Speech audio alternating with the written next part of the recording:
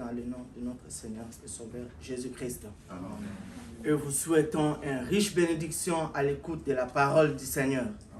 Nous sommes dans la joie ce matin parce que le Seigneur a permis que nous puissions encore vivre aujourd'hui. C'est une grâce lorsque nous sommes vivants. Comme la Bible dit, c'est le Seigneur qui accorde le souffle de vie. Vous savez, frères et sœurs, que la vie soit végétale, que cela soit animal ou que cela soit humaine, c'est Dieu qui a la responsabilité. Et quand Dieu nous donne le souffle de vie, nous devons être reconnaissants. Voilà pourquoi il y avait un roi sur la terre. Il était un roi, il était beaucoup riche, il était beaucoup plus puissant, mais lorsqu'on lui disait, c'est l'heure d'aller dans la maison du Seigneur, il dit, rend témoignage lui-même que je suis dans la joie. Et aujourd'hui, ce matin, nous aussi, nous sommes dans la joie parce que nous sommes venus devant le Seigneur. Que Dieu puisse vous bénir. Nous allons nous lever, prendre une portion de l'Écriture. Après quoi, nous allons prier pour commencer l'étude de ce matin. 1 Pierre, chapitre 1er. 1 Pierre, chapitre 1er.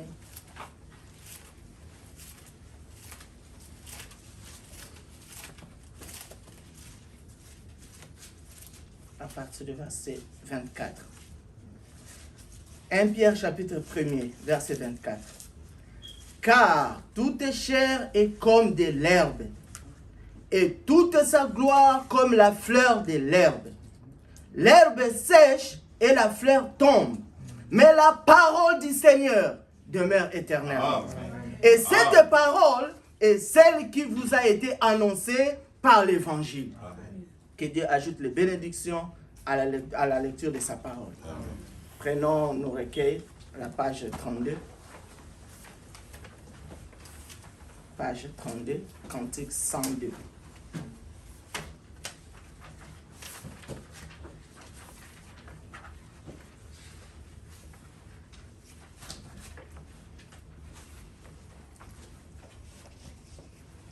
Page 32, Cantique 102. La voix du Seigneur m'appelle.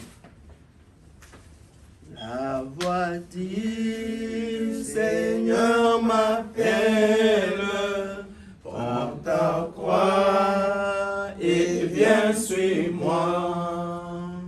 Je réponds, Sauveur fidèle, mais voici, je viens à toi. Jusqu'au bout, je vais te suivre dans les bons, les mauvais jours. À toi pour mourir et vivre, à toi Jésus pour toujours.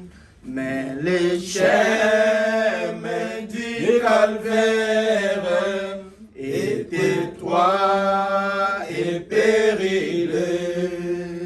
C'est un chemin solidaire, difficile et périlleux. Jusqu'au bout, je vais te suivre dans les bons et mauvais jours.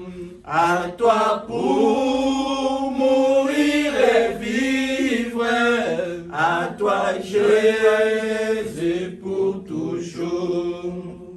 Il faut qu'il te sait qu'on aime, savoir être mal jugé. On dirait l'injure même du monde être méprisé.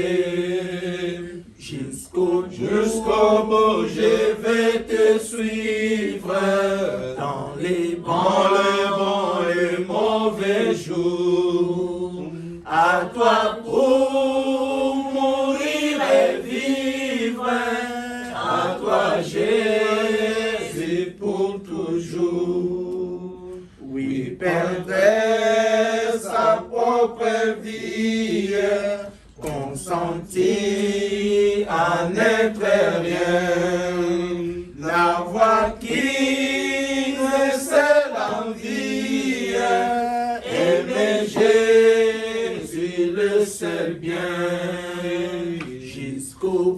jusqu'au bout, je vais te suivre dans le bon, les mauvais jours.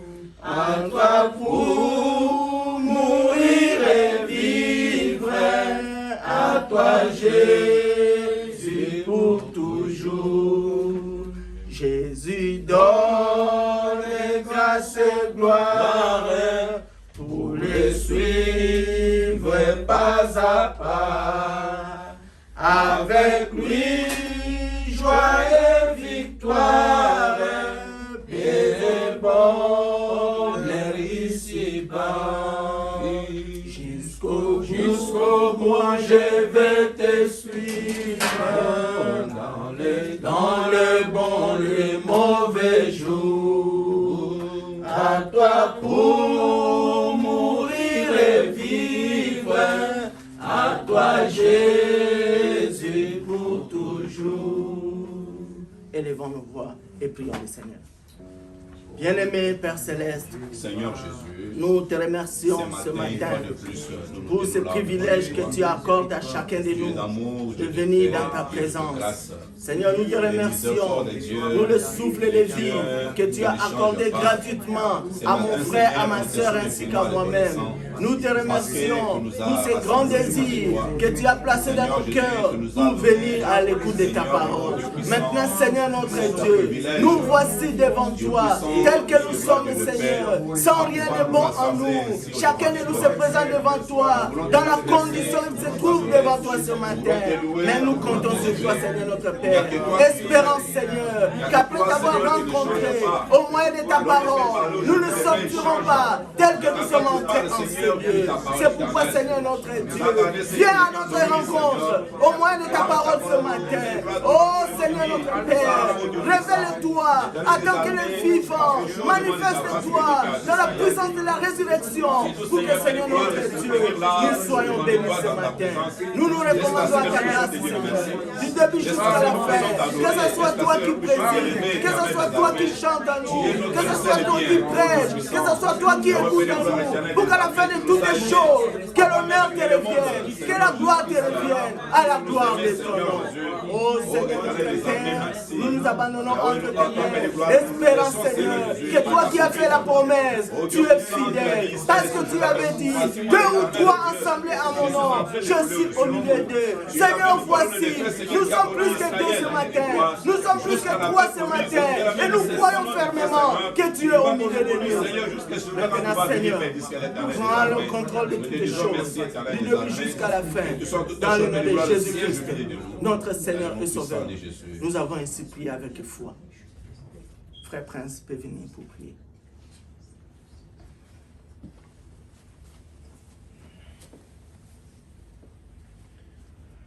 Seigneur Dieu, notre Père, nous te disons encore infiniment merci du fond du cœur. Tu as encore répondu à notre prière d'hier soir quand nous étions ici. Nous avons tous lancé nos requêtes et surtout nous t'avons demandé que tu puisses nous permettre que nous puissions encore revenir ici ce matin. Amen. Nous ne sommes pas venus survoir un homme, mais plutôt nous sommes venus écouter ta parole. Amen. Que nous puissions le puissant quitter de cet endroit, disant comme ceux-là qui venaient dans le chemin d'Emmaüs. Il disait que nos cœurs ne brûlaient-ils pas au-dedans de nous lorsque nous parlions. Parle au travers des cœurs de chacun de nous. Édifie-nous, Dieu puissant, par la parole de vérité. Amen. Toi-même, tu avais dit que l'homme ne vivra pas de pain seulement, mais de toute parole qui sort de ta bouche. Amen. Et cette parole, c'est ce que nous écoutons chaque jour dans nos maisons. Jésus, tu es le seul puissant bouclier de notre vie, en qui nous avons placé notre foi. Nous avons encore la foi que tu vas nous assister encore ce matin. Bénis tous tes enfants qui sont venus ici, tes fils et tes filles, qui ont abandonné le sommeil, qui ont abandonné même l'overtime. Ils ont obéi à cette parole qui dit, n'abandonnez pas votre assemblée. Amen.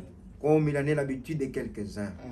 Seigneur, ajoute la foi en chacun de nous et que nous puissions te servir dans l'amour, dans la fidélité, dans la sincérité. Nous remettons même celui qui parlera de ta part entre tes mains. Accorde-lui les paroles de vie, car les paroles d'un homme peuvent tuer, mais les paroles de toi édifient et sanctifient. Amen. Nous avons la foi que tu vas l'assister. Souviens-toi aussi de sa famille, de ses enfants. Souviens-toi de chacun de nous. Sois avec nous du début jusqu'à la fin de ce culte. Nous t'invitons à l'œuvre au nom de Jésus-Christ, notre Sauveur. Amen. Amen.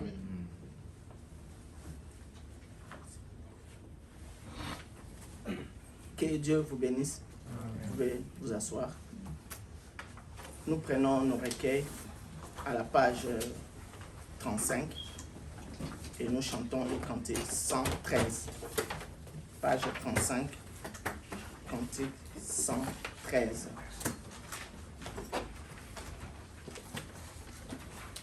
Makila na kolo Yesu, makila na kolo Yesu, makila na kolo Yesu, oyo sopaki,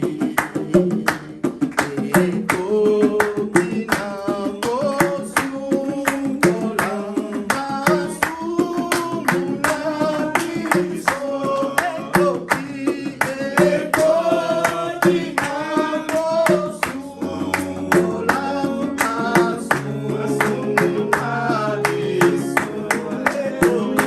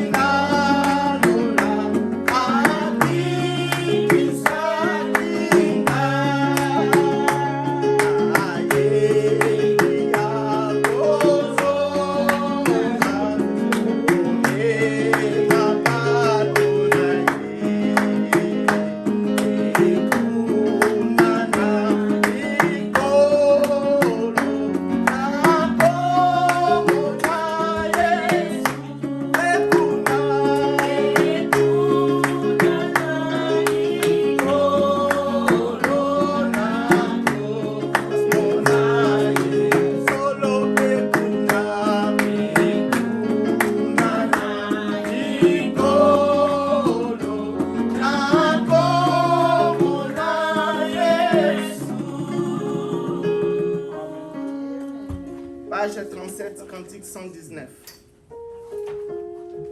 Page 37, cantique 119. Miséricorde insondable.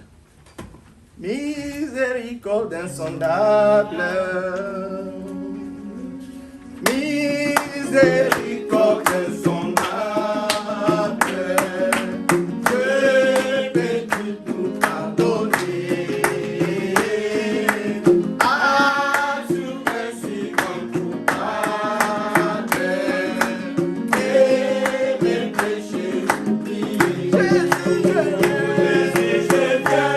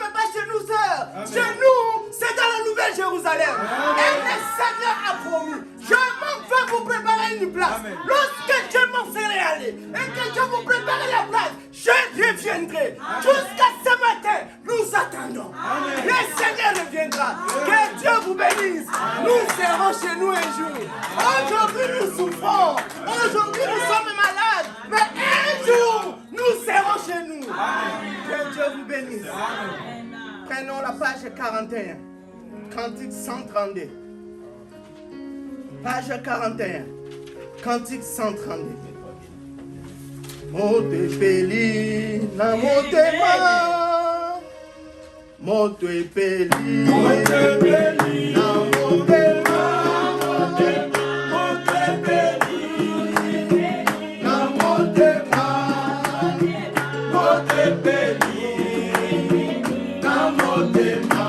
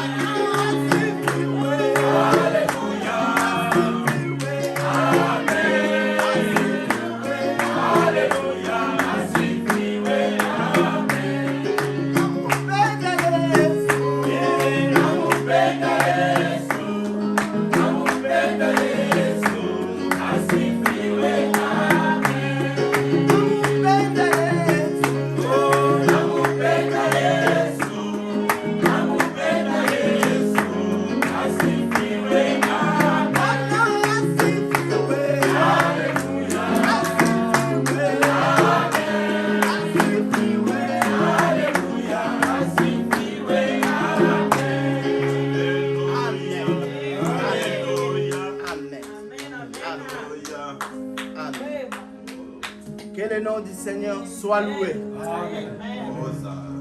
Nous lèvons pour prendre Matthieu chapitre 16. Matthieu chapitre 16.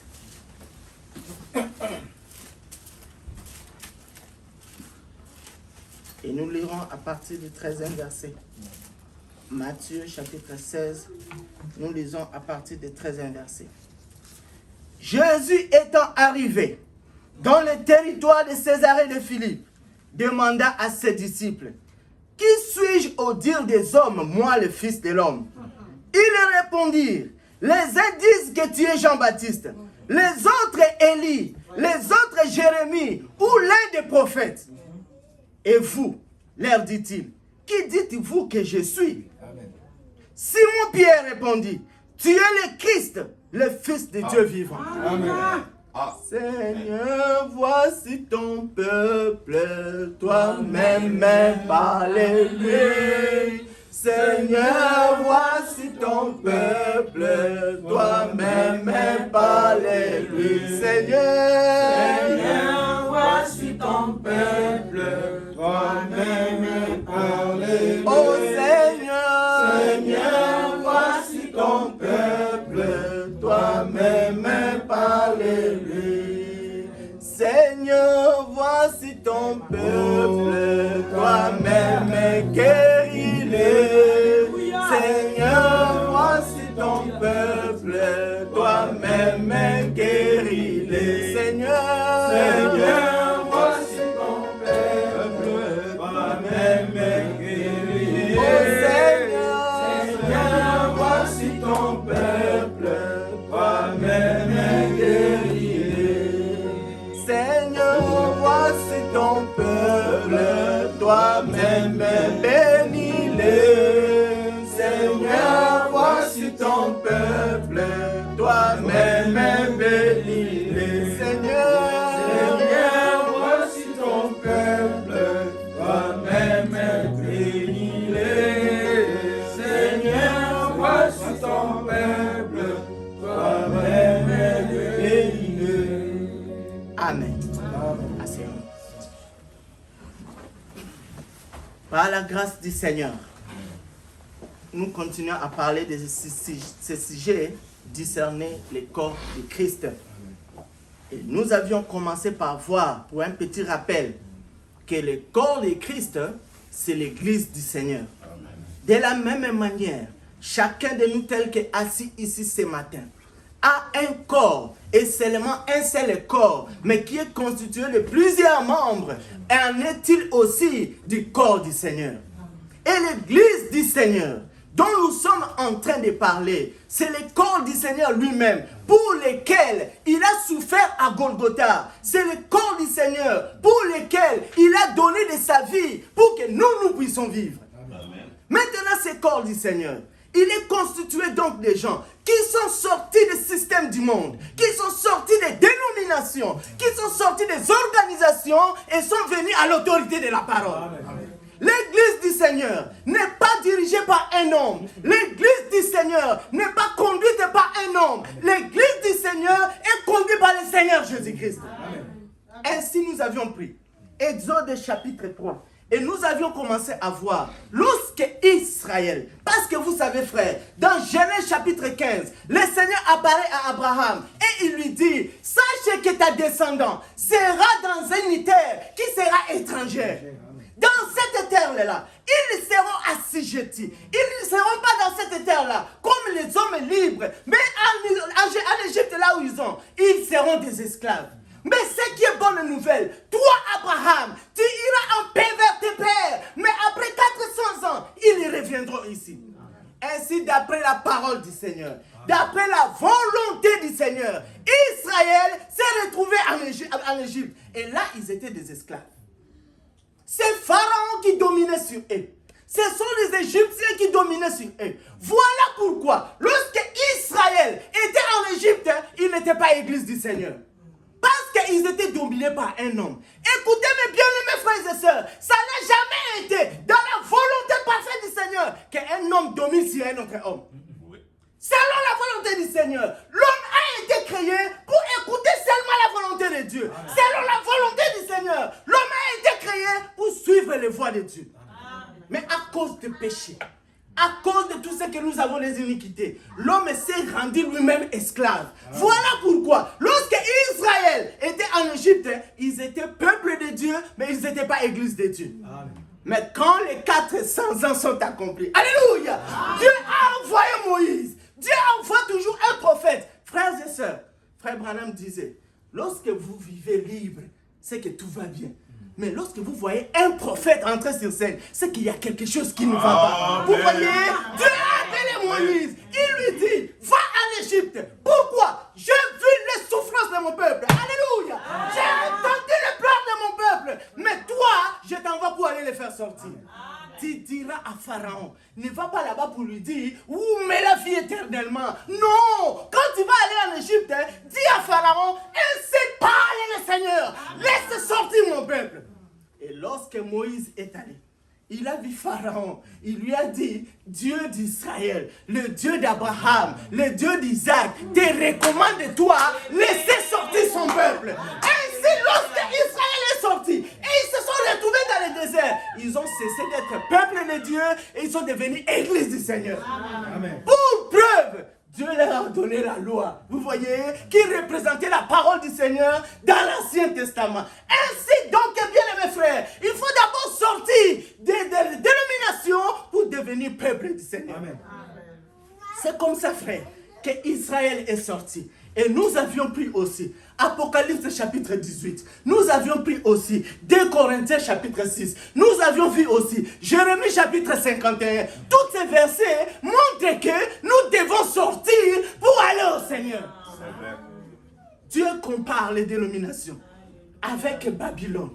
Vous voyez, dans Ésaïe chapitre 50, dans Jérémie chapitre 51, c'est Babylone. Dans Apocalypse chapitre 18, c'est encore Babylone. Babylone était une coupe d'or dans la main de Dieu. Mais parce qu'elle n'est pas restée pour obéir à la volonté de Dieu, Babylone est tombée. Et quand elle est tombée, la Bible dit, elle ne peut plus se relever. Amen.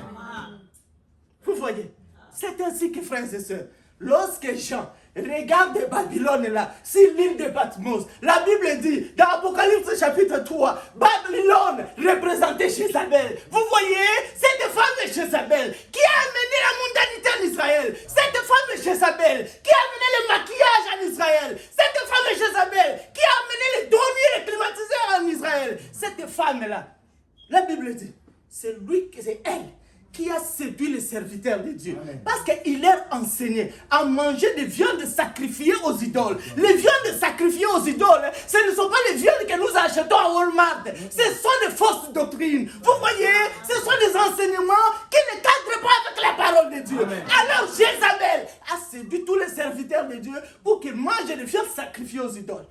Et la Bible dit, moi Dieu, je lui ai donné le temps de se repentir. Mais elle ne fait pas se repentir. Vous voyez, lorsque quelqu'un tombe dans les dénominations, c'est fini, elle ne peut plus se repentir. Amen. Voilà pourquoi, frère, nous devons sortir de toutes ces choses. Pour devenir enfant de Dieu, premièrement, il faut que tu écoutes la parole de la vérité. Amen. Et lorsque tu écoutes cette parole, qui a été prédestinée, c'est une portion de la parole qui a été prédestinée pour ton temps à toi. Alors tu cesses d'être une dénomination, tu deviens l'église du Seigneur. Amen. C'est la vérité, frère. C'est ainsi que chacun de nous étions éparpillés dans les dénominations. Chacun de nous étions dans les dénominations. Mais ce n'était pas possible que nous puissions rester là. Pourquoi? Lorsque nous venions au monde, le Seigneur nous a pas amenés, envoyés vides. Chacun de nous, lorsqu'il venait là, lorsque nous sommes sortis à la maternité là, dans notre petite âme là, Dieu a mis l'amour de la parole de la vérité. Amen. Voilà pourquoi, frère, lorsque nous étions dans les dénominations, on écoutait tout ce qu'on nous donnait là, on mangeait tout ce qu'on nous donnait là. Mais lorsque nous avions rencontré la parole de la vérité, nous sommes sortis et aujourd'hui nous voici. Que Dieu puisse donc nous bénir. Amen. Ce matin, nous allons continuer pour voir finalement il y a combien d'églises. Parce qu'aujourd'hui sur la terre, il y a beaucoup d'églises, frère. Il y a des choses que nous appelons même églises. En réalité, ce ne sont pas des églises. Vous voyez, les catholiques ont leurs églises. Les protestants ont leurs églises. Les baptistes ont leurs églises. Les méthodistes ont leurs églises. Les presbytériens ont leurs églises. Les témoins de Jéhovah ont leurs églises, les Kimbankistes ont leurs églises, même les Branhamistes ont leurs églises. Mais Dieu aussi a son église. Ce que Dieu veut, c'est que tu quittes toutes ces choses et que tu viennes à son église. Voilà pourquoi, frères et sœurs, ne vous contentez pas des assemblées locales. Dieu n'a rien à voir avec les assemblées locales. Lorsque le Seigneur reviendra, ça ne sera pas pour prendre une assemblée locale. Lorsque le Seigneur revient, c'est pour prendre son corps. Maintenant, il faut que chacun de nous quitte dans cette assemblée locale. Oh non, frère, l'assemblée chrétienne Iowa, c'est bien, frère. Moi, je veux seulement la frère. Non, il faut quitter là et entrer dans le corps de Christ.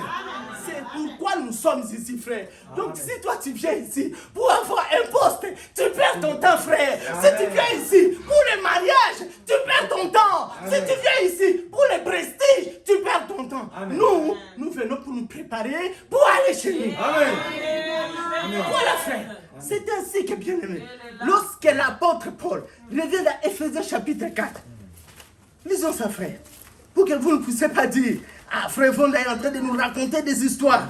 Prenons Éphésiens chapitre 4.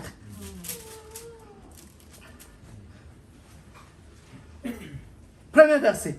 Je vous exhorte donc, moi les prisonniers dans le Seigneur, à marcher d'une manière digne de la vocation qui vous a été adressée, en toute humilité et douceur, avec patience, vous supportant les uns avec les autres, avec amour, vous efforçant de conserver l'unité de l'esprit par les liens de la paix. Il y a un seul corps. Vous voyez, il n'y a pas deux corps. Chacun de nous se battait ici. Il n'y a pas trois corps. Il n'y a pas sept corps. Il n'y a qu'un seul corps. Amen. Et un seul esprit. Comme aussi, vous avez été appelés à une seule espérance par votre vocation. Il y a un seul Seigneur. Alléluia. Une seule foi. Un seul baptême. Un seul Dieu et Père de tous, qui est tout au-dessus de tous, et parmi tous, et en tous. Amen. Il n'y a pas donc cette église. Ah, frère Vonda, mais moi j'ai lu dans Apocalypse chapitre 1er. C'est Jean lui-même. Ce n'est pas n'importe qui, c'est Jean lui-même. Et vous savez quoi, frère Vonda? Jean n'était pas comme Pierre. Jean n'était pas comme Barthélemy. Jean, c'est le disciple que Jésus aimait. Lui-même rend témoignage. Je vis 7 chandeliers. Oh, nous savons tous que les chandeliers représentent l'église de Dieu. Amen. Donc il n'y a pas cette église. Non, frère. C'est que Jean, c'est que nous lisons dans la version Louis II là. Ce que Louis II a écrit là, c'est une erreur. Pour savoir que c'est une erreur, il faut accepter le témoignage de 2 ou de 3. À part ce que Jean, à part ce que Louis II a écrit là, dans l'Apocalypse chapitre 1er, il n'y a aucun endroit dans la Bible où on dit qu'il y a 7 chandeliers. Il n'y en a pas. Il n'y a qu'un seul chandelier. Et ce que Jean lui-même avait vu, ce n'était pas 7 chandeliers. Ce que Jean avait vu, c'était un seul chandelier. Amen. Jean n'était pas le premier à voir les chandeliers. Vous voyez, dans l'histoire de l'humanité, Jean n'était pas le premier à voir un chandelier. Revenons dans la Bible. Exode chapitre 25. C'est ce qui fait notre particularité ici, frère. Amen. Nous soutenons tout par les Écritures. Nous prêchons le message du temps de la fin au moyen de la Bible. Vous voyez, nous ne sommes pas des branhamistes. Nous ne sommes pas non plus des franquistes. Nous sommes de ceux qui ont créé la parole de la vérité au temps de la fin. Amen. Exode chapitre 25. À partir du verset 31. 25, verset 31. Tu feras un chandelier d'or pur. Pas 7 frères, pas 7 sœurs, mais tu feras un chandelier d'or pur. Ce chandelier sera fait d'or pur battu. Son pied, sa tige, ses calices, ses pommes et ses fleurs seront d'une même pièce. Parce que lorsque l'Israël est sorti de l'Égypte, c'est le Seigneur lui-même qui vient pour parler à Moïse. Il dit, vous étiez en Égypte, vous étiez esclaves. Maintenant que vous êtes sortis, vous n'êtes plus peuple de Dieu, mais vous êtes église de Dieu. En conséquence, tu dois bâtir le tabernacle. C'est donc Dieu qui a dit à Moïse comment est-ce qu'il devait bâtir le tabernacle. Si le tabernacle de l'Ancien Testament a été divisé en 3 parties, ce n'est pas la volonté de Moïse, c'est Dieu lui-même qui a montré à Moïse que tu dois le diviser en 3 parties. Donc la partie externe, qu'on appelle encore le parvis, c'était ce qui était externe. En deuxième, au-delà du rideau, vous avez les lieux saints et vous avez les lieux saints des saints.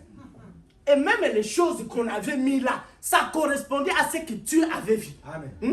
Si on avait pris la cuve d'airain et on a mis dans le parvis, ce n'était pas la volonté de Moïse. Vous voyez, c'est Dieu qui a dit à Moïse, prends le cuve et mets ça dans le parvis.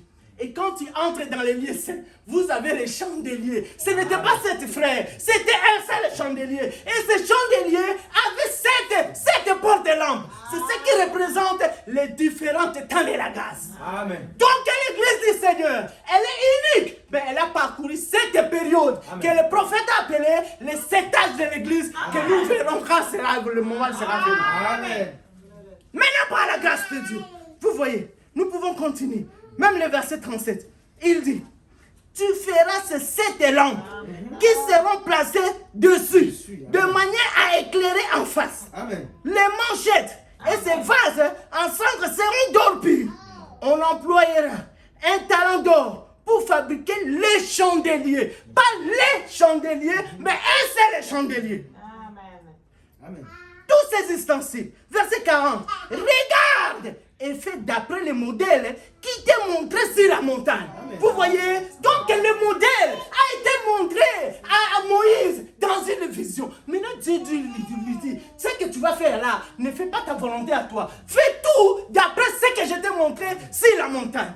Donc Jean n'était pas le premier à voir les chandeliers. William Branham n'était pas le premier à voir les chandeliers. Avant eux tous, Moïse avait vu les chandeliers. Amen. Ce n'est pas seulement Moïse. Allons dans 2 Chroniques. Parce qu'il faut 2 ou 3 témoins. 2 Chroniques.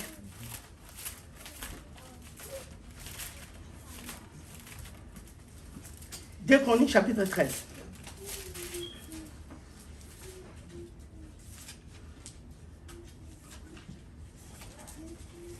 Commençons à partir du premier verset. La 10e année du règne de Jéroboam, Abijah régna sur Juda. Il régna 3 ans à Jérusalem. Verset 11. Nous offrons chaque matin et chaque soir des holocaustes à l'Éternel. Nous brûlons les parfums odorifiants. Nous mettons le pain de proposition sur la table pure. Et nous allumons chaque soir les chandeliers d'or et cela. Pas 2 chandeliers, pas 7 chandeliers, mais un seul chandelier d'or. Donc ce que Jean avait vu sur l'île de Patmos, ce n'était pas 7 chandeliers. C'était un seul chandelier, comme Moïse aussi avait vu un seul chandelier d'après le modèle que le Seigneur avait montré. Amen. Ce n'est pas fini, frère. Ah, il y a encore l'autre témoin, Zacharie. Amen. Zacharie chapitre 4. Amen. Zacharie chapitre 4. Zacharie, c'est parmi les livres prophétiques qui sont vers la fin. Comme ça, les frères vont se retrouver rapidement. Zacharie chapitre 4. À partir du premier verset. L'ange qui me parlait revint. Et il me réveilla comme un homme qu'on réveille de son sommeil. Il me dit, que vois-tu? Alléluia. Que vois-tu? Et je répondis, je regarde et voici, il y a un chandelier d'or. Amen. Donc ce n'est pas 7 frères. Hein? Ce que Louis Sego a écrit là, c'est une erreur de traduction. Amen. La vérité biblique, c'est qu'il y a un seul chandelier parce qu'il y a une seule église. Et Éphésiens chapitre 4 dit, il y a un seul Seigneur, il y a un seul baptême, il y a une seule foi, il y a une seule espérance parce qu'il y a un seul corps. Voyez-vous frères, maintenant bien aimé, parce qu'il y a une seule église. Parce qu'il n'y en a pas 7. Il y a une seule église. Il faut que tu te poses la question. Toi qui es assis ici ce matin, il faut que tu te poses la question. Est-ce que je me trouve dans cette église-là? Est-ce que je me trouve dans cette église-là? L'église du Seigneur. Pas l'église des hommes, mais l'église du Seigneur. Parce que les églises des hommes, les gens, les fidèles qui sont dans cette église, suivent la tradition de cette église-là. Ils suivent les credos de cette église-là. Mais dans l'église du Seigneur, nous suivons la parole. Amen. Maintenant, il faut que tu t'examines toi-même. Pas que quelqu'un qui doit venir pour t'examiner à ta place. L'apôtre Paul dit, examinez-vous vous-même pour voir si vous êtes encore dans la foi. Amen. Il faut que tu t'examines pour savoir, est-ce que tu es encore dans cette église-là? Maintenant, cette église-là, qui est unique, qui en est le fondateur? Parce qu'il y a les catholiques qui ont leurs propres fondateurs. Les protestants ont leurs propres fondateurs. Les baptistes propre fondateur. Quand tu vas dans une église baptiste, la première des choses, on va te raconter comment est-ce que l'homme là, le fondateur, a fondé cette église-là. Quand vous allez chez les méthodistes, c'est la même chose. Quand vous allez chez les témoins de Jéhovah, c'est la même chose. Mais l'église du Seigneur, dont nous parlons ici, qui en est le fondateur? C'est là où nous avions lu. Prenons Matthieu chapitre 16. Encore ça. Matthieu chapitre 16.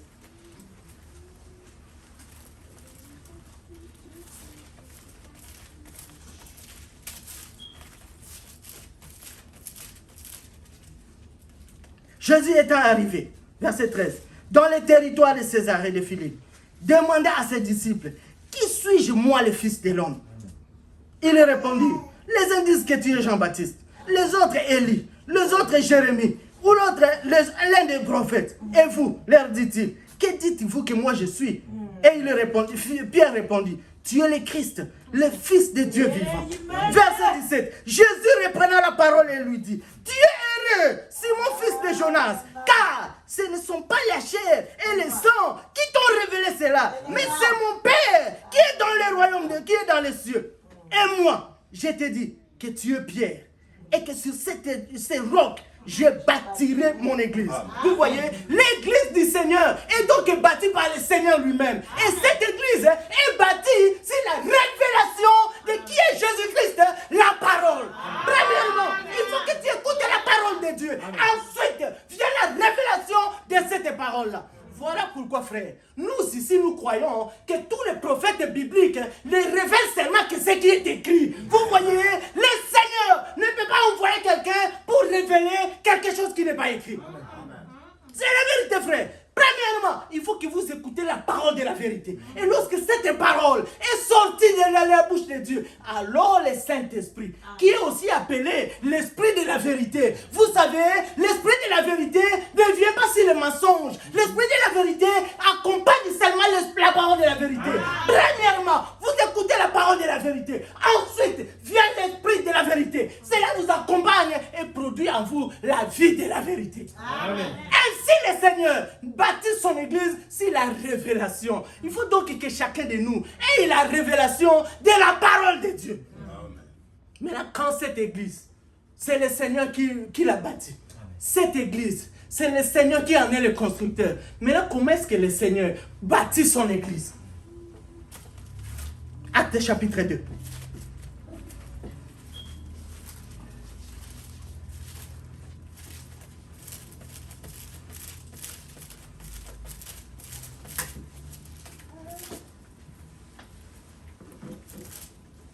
Prenons d'abord premier verset.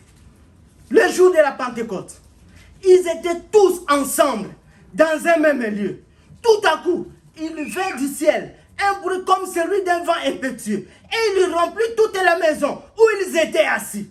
Des langues semblables à des langues de feu leur apparurent, séparées les unes des autres et se posèrent sur chacun d'eux. Et ils furent tous remplis du Saint-Esprit. Amen. Donc, l'église du Seigneur est constituée des hommes et des femmes comme nous. La Bible dit, ils étaient de même nature comme vous et moi. Quand l'Esprit du Seigneur est descendu sur eux, dans la chambre haute où ils étaient, ce n'étaient pas les extraterrestres, frères. Ce n'étaient pas les extraterrestres, sœurs. C'était les hommes et les femmes de même nature que nous. Cela signifie, frères et sœurs, il est aussi possible que tu reçoives le Saint-Esprit. Amen. Mais maintenant, comment est-ce qu'on reçoit le Saint-Esprit? Il faut que tu écoutes d'abord la parole, frère. Il faut que la parole de la vérité soit prêchée. Après, tu obéis à cela. Parce que l'apôtre Paul dit, lorsque vous avez obéi à la parole de la vérité, vous obtenez ce que le Seigneur avait promis, à savoir le Saint-Esprit de Dieu.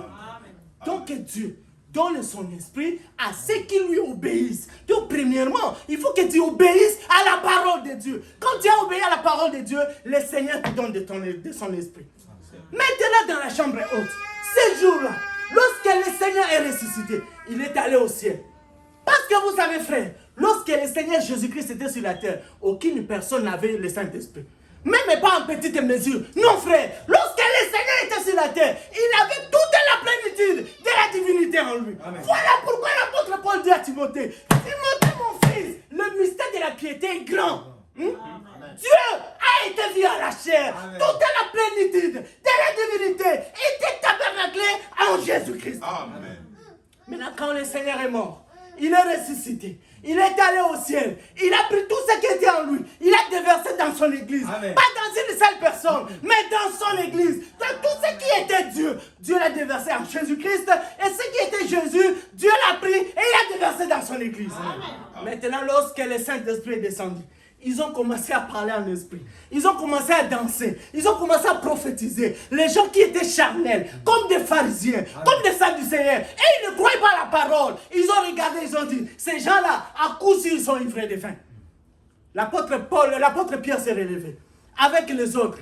Et il a dit, écoutez tous habitants d'Israël. Ce que vous voyez et ce que vous attendez là, ce ne sont pas les effets de faim. Ce que vous voyez et ce que vous attendez là, ce n'est pas la Skol qui a fait ça. Ce que vous voyez et que vous attendez là, ce n'est pas le Turbo King qui a fait ça. Ce que vous voyez et vous attendez là, ce n'est pas le Johnny Walker. Ce que vous attendez, c'est l'accomplissement de la prophétie. Amen. Dieu avait dit dans sa parole, dans Joël chapitre 2, au temps de la fin, je répondrai de mon esprit. Et vos fils et vos filles prophétiseront. Ce que vous voyez et ce que vous attendez, c'est l'accomplissement de la promesse. Amen. Écoutez, Israélites, Jésus de Nazareth, qui était homme fort en actes et en parole, au milieu de vous, vous l'avez tué, vous l'avez crucifié, il est mort, mais gloire à Dieu, il est ressuscité. Il a pris l'esprit qui était en lui, il a déversé sur nous, et c'est ce que vous voyez et ce que vous attendez. Les gens ont eu des cœurs vivement touchés. Je me demande aujourd'hui, est-ce que les gens ont encore des cœurs touchés? Je me pose seulement la question. Parce que là, au commencement, les gens avaient le cœur touché. Et quand le cœur était touché, ils ont posé la question, que devons-nous faire?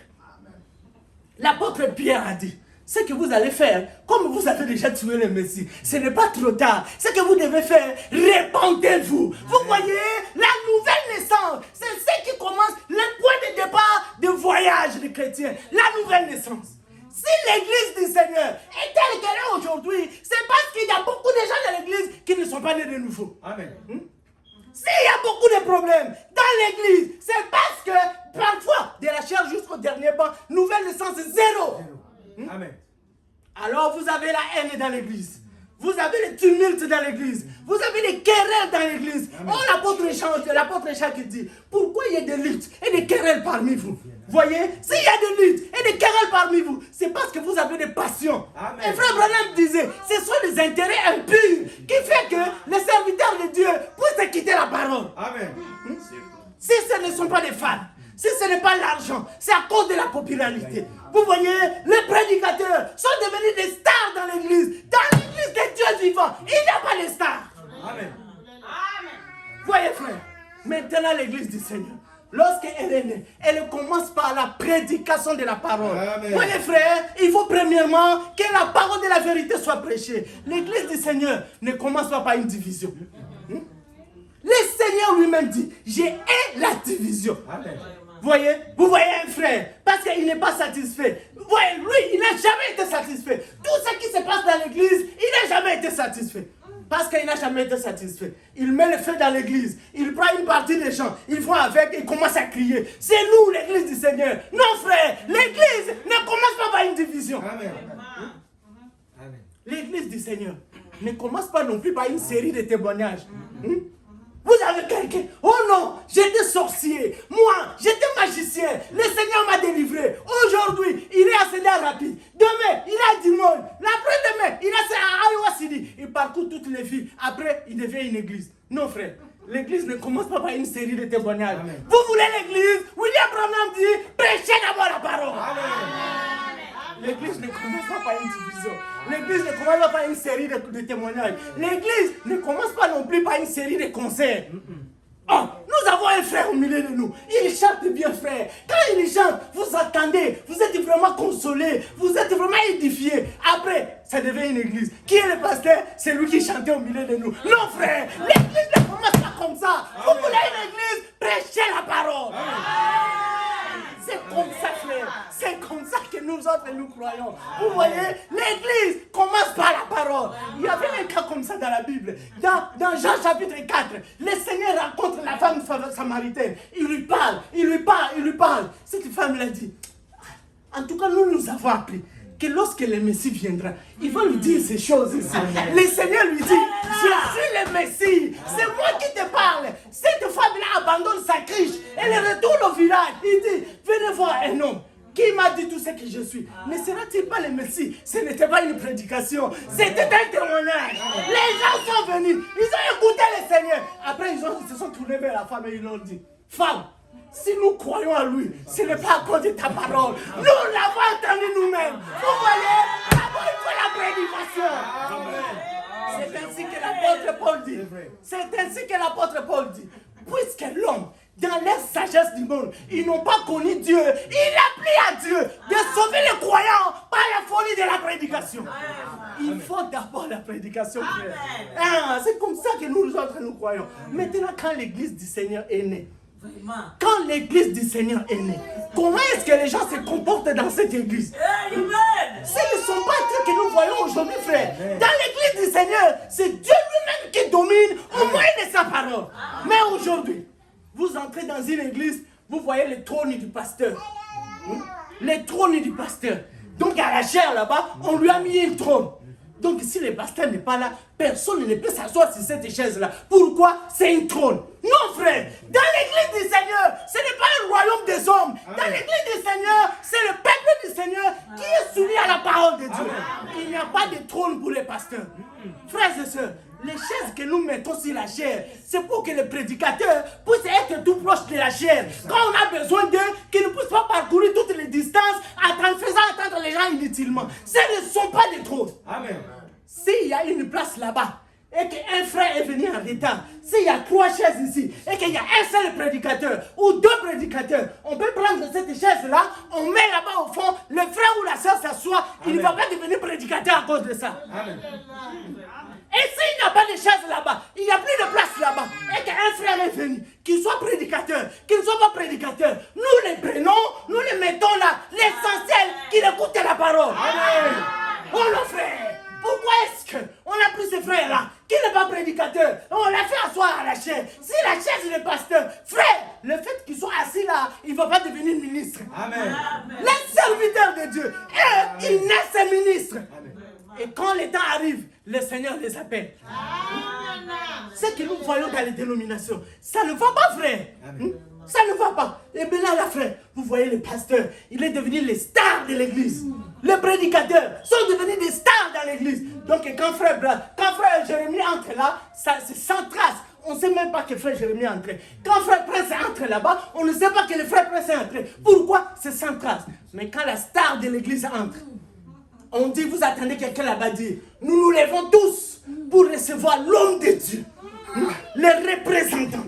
C'est lui par qui Dieu parle. La bouche autorisée. C'est dénominationnel, frère. C'est païen, toutes ces choses. Nous ici, nous n'avons pas de représentant légal. Notre représentant légal, c'est le Seigneur Jésus-Christ. Et vous voyez, toutes les caméras et les téléphones braqués sur la star de l'église. C'est honteux, les histoires qui se passent à l'église. Et on dit que c'est l'église du Seigneur. Non, frère, dans l'église du Seigneur, à Jérusalem, on n'avait pas vu ça. Telle a été l'église au commencement, telle sera l'église au temps de la fin. Amen. Maintenant, là, si on est fatigué, maintenant on prend. Ah, c'est quand même l'épouse du prophète, frère. C'est quand même l'épouse de l'apôtre, frère. C'est quand même maman pasteur, frère. L'appellation maman pasteur n'existe pas dans la Bible. Dans la Bible, il y a seulement les pasteurs, il y a les apôtres, il y a les prophètes, il y a les évangélistes, il y a les docteurs. Maman pasteur, ça n'existe pas dans la Bible. Oh non, frère, comme vous ne voulez pas qu'on mette ça à la chair. Quelle honte, frère. Vous regardez à la chair des trônes. L'un pour le pasteur, l'autre pour maman pasteur. Heureusement, ce sont les églises des hommes. Dans l'église de Jésus-Christ, on ne voit pas ces choses-là.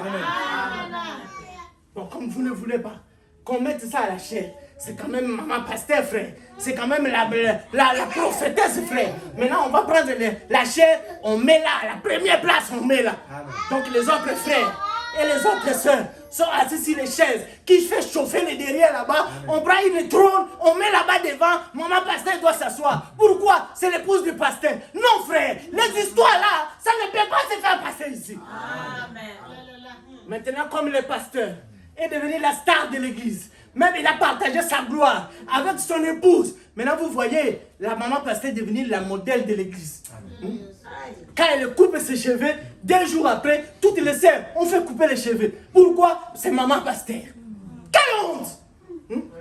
Un jour, maman pasteur vient, elle fait une modèle dans l'église. C'est quoi le modèle? Elle porte une mini-jupe, mais là il prend le foulard, il met sur les genoux. 3 jours après, toutes les sœurs de l'église, mini-jupe, avec le foulard sur les jambes. Quelle honte! Vous regardez maman pasteur avec des climatiseurs. Vous regardez maman pasteur avec des transparents. Vous regardez maman pasteur avec des pantalons. Vous regardez maman pasteur avec le maquillage. Exactement comme Jézabel. Et elle est là assise à la chair. Tout le monde regarde Jézabel. Quelle honte! Et on dit que c'est l'église de Dieu. Non frère, l'église de Dieu n'est pas un dépotoir. L'église de Dieu, c'est les colonnes de la boue de la vérité. Amen. C'est pourquoi, frère, je vous en supplie au nom du Seigneur, restez attachés à la parole. Peut-être nous, Dieu nous a utilisés seulement pour faire voir cette œuvre. Si nous mourons aujourd'hui, frère, vous qui allez rester, ne faites pas de compromis avec la parole. Amen. Restez attachés à la parole. Amen. Pourquoi? Les hommes passent et leurs convoitises aussi. Mais la parole du Seigneur demeure éternellement. Ésaïe chapitre 40. À partir du verset 6, 1 Pierre chapitre 1er, à partir du verset 24, Matthieu chapitre 24, à partir du verset 35, l'homme est comme l'herbe. Et tout l'éclat de sa beauté est comme la fleur. Lorsque l'herbe sèche, la fleur tombe. Mais la parole du Seigneur demeure éternellement. Que Dieu vous bénisse et qu'il bénisse sa parole. Au nom de Jésus-Christ, Amen.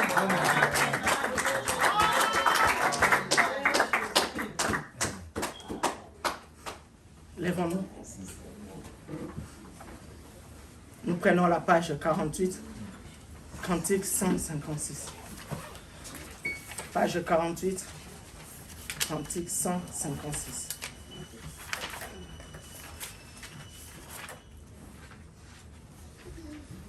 Nzambe, battez la campagne.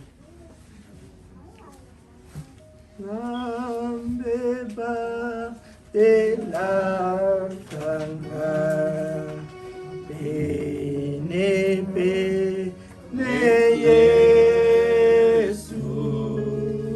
Etenga na kanisa. Ufana mokonzi sanzola. Sois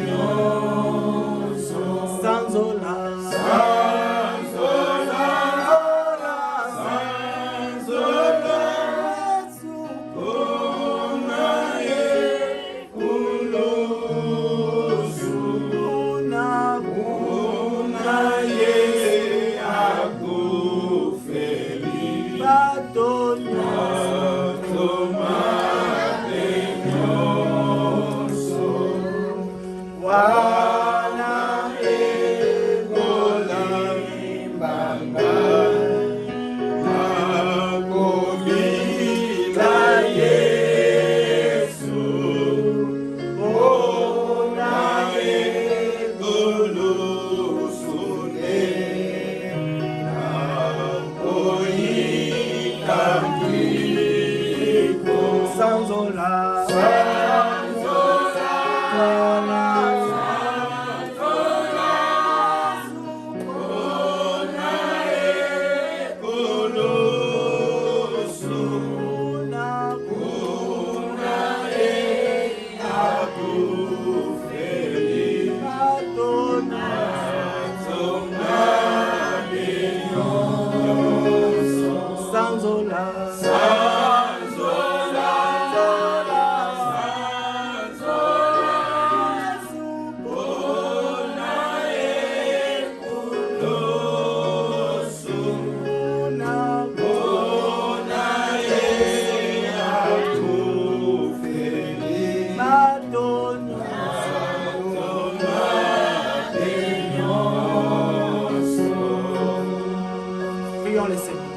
Seigneur Jésus, nous te sommes infiniment reconnaissants une fois de plus, Seigneur Jésus.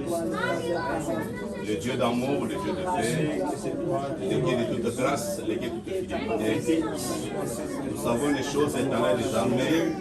Oh Dieu puissant, Dieu de gloire, Dieu de paix. Toutes choses passeront, le monde. Convoitise, Père de gloire, toutes choses, Père de gloire, éternelles passeront. Mais ta parole demeure éternellement. Seigneur Jésus-Christ, nous voulons une fois de plus te remercier parce qu'il était plus, Seigneur Jésus, de nous rassembler ainsi autour de ta parole éternelle. Nous disons merci, nous t'adorons. Nous voulons te dire, Yahweh, Père de gloire, que tu es bon pour nous, tu es bon, Dieu qui ne change pas. Merci Seigneur Jésus-Christ, Père de gloire. Éternel des armées, nous avons besoin de toi. Seigneur, éternel des armées, que ta parole puisse entrer en nous. Que ta parole puisse demeurer en nous. Oh Dieu d'amour, Dieu de paix, accepte que nous puissions te dire une fois de plus merci. Yahweh, sois loué, sois béni. Toi qui ne change pas. Gloire à toi, l'agneau de Dieu Emmanuel. Gloire à toi, le Père de vie.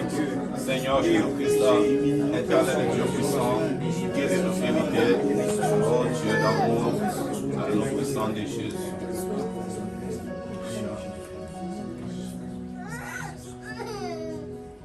Frère Patrick, priez le Seigneur. Oh Dieu d'amour, le Dieu de paix, c'est lui qui a créé le ciel et la terre. Ce que nos yeux voient et ce que nos yeux ne voient pas, c'est toi l'auteur éternel. Ce matin, Seigneur, nous sommes émis de joie parce que tu nous as aimés. Éternel des armées, tu nous as donné ta parole, Seigneur Jésus-Christ. Tu nous as parlé, Éternel des armées, à savoir que c'est toi seul et véritable Dieu, Dieu puissant, Dieu de gloire, Dieu de paix. Nous te disons merci, Seigneur Jésus, parce que ce matin, tu nous as rassemblés ainsi, comme une épaule qui rassemble ses poussées dans ses ailes. Nous voulons savourer de ta chaleur, ô Dieu. Nous voulons savourer, Seigneur, de ta présence, Éternel des armées. David dit que j'aimerais tous les jours de ma vie rester dans la maison de Dieu, rester dans le parvis de Dieu pour contempler ta bonté et ta beauté. Dieu d'amour, Dieu de paix, vers ces temps de la fin, Seigneur, tu nous envoies ta parole, Éternel des armées. Parce qu'à chaque époque, Éternel des puissants et de gloire, tu envoies toujours ton prophète. Quand tu envoies ton prophète, Seigneur, c'est tout un signe pour nous, Éternel.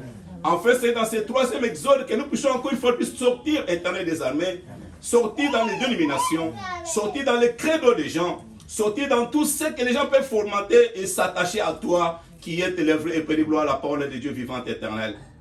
Tu as dit à tes fils ces jours-là que voici, vos pères ont mangé de la manne dans le désert et personne n'a survécu.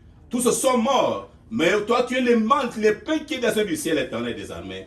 Dieu puissant, merci, éternel des armées. Cette parole nous avons entendu ce matin, éternel des armées. Seigneur Jésus, laisse qu'à ce que cela puisse produire en nous l'effet. Que cela puisse, ô Dieu puissant, croître en nous. Comme ton Seigneur Paul dit que moi j'ai semé, Apollos a arrosé, mais celui qui fait croître, c'est Dieu. Nous voulons que cette parole puisse croître en nous, Père d'Israël. Car il est écrit dans ta parole, Seigneur Jésus-Christ. Aujourd'hui, nous voyons c'est à travers les miroirs éternels des armées. Le fait que toi-même, tu nous as, Seigneur, prédestinés. Oh Dieu d'amour, Dieu de paix. Seigneur Jésus, bénis ton serviteur qui nous a parlé ce matin. Seigneur Jésus, c'est un fils de l'homme éternel des armées. Il a besoin, Seigneur, quand il a parlé, Seigneur, il a dégagé la calorie. Seigneur, bénis-lui. Tu connais ce qu'il est, éternel des armées. Oui, il est encore une fois de plus éternel des armées, Dieu de gloire, Dieu de paix. Bénis sa chère épouse, Seigneur. Bénis sa maison. Bénis tout ce qu'il a comme projet, éternel des armées. Bénis cette œuvre, Père de gloire, éternel des armées, dans toutes les choses. Et tout et chacun de nous qui ce matin qui est venu, Seigneur, au devant de toi. Seigneur, quand quelqu'un vient au devant de toi, Seigneur, il manque quelque chose, éternel. Ceux qui sont malades ce matin, Seigneur, rétablis-les, Seigneur. Amen. Ceux qui ont des problèmes difficiles, Seigneur, sois la solution à leurs problèmes. Amen. Ceux qui sont venus, Seigneur, aussi affaiblis, éternel des armées. Mais nous savons que c'est toi la source d'eau vive qui ne tarit jamais. Qu'il boit toujours de ton eau, Père d'Israël. Comme il y a dit à cet homme de Samaritain qui dit que l'eau que moi je te donnerai, ça coulera en toi jusqu'à la vie éternelle. Ça sera une source d'eau vive éternelle, Dieu. Merci, Seigneur Jésus-Christ, Père de gloire. Seigneur Jésus-Christ, l'éternel des armées, que ce qu'il soit vraiment consacré à toi. Bénis même la partie des offrandes que nous allons te donner. Amen. Seigneur Jésus-Christ, tout chacun pour quelque chose dans ta maison, Seigneur Jésus, éternel des armées, sois celui qui le bénit, éternel des armées. Même ceux qui n'en manquent, Père, pour ce moment éternel. Prochainement, Seigneur, bénis-les, Seigneur Jésus. Parce qu'il était qui a apporté dans la maison des trésors vos dîmes et offrandes. Amen. Seigneur, nous te disons merci. Seigneur, nous voulons te gloire que même notre retour à la maison, Seigneur, ceux qui habitent loin, Seigneur, accompagne-les. Que tu sois celui qui les conduit en toutes choses, en toute sécurité. Merci Seigneur pour cette journée, Père de gloire. Sois loué, sois béni à jamais. Nous t'avons sur le prière dans le nom puissant de Jésus-Christ. Amen. Amen. Asseyons-nous. Que Dieu bénisse chacun de nous. Donnez-moi quelques minutes seulement que je donne les rapports financiers. Après nous